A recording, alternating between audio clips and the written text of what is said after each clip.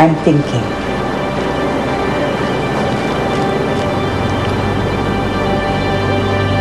I'm thinking of you, Dave, and Helen. What about her? I'm thinking of Helen, that she will be a good wife someday.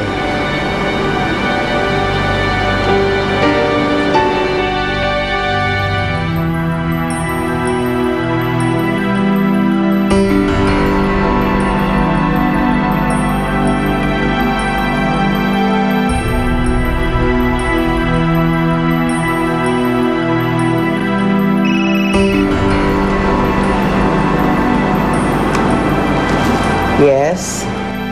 Lola, alam ko kung nasan si Nino. Who's this? Pero bago ang lahat, gusto ko linisin niyo ang pangalan ko sa pulis. Sabihin niyo wala akong kinalaman dyan sa nangyari sa anak niyo. Si Lester to. Lester Lumibaw. Yan ang pangalan ng taong lilinisin niyo. Lester Lumibaw? That sounds familiar.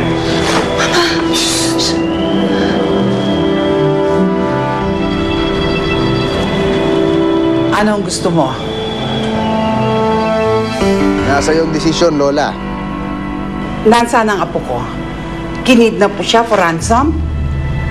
Una sa lahat, hindi ako kidnapper. Hindi ako nanghihingi ng ransom. Eh, bakit mo ginawa yun sa apo ko?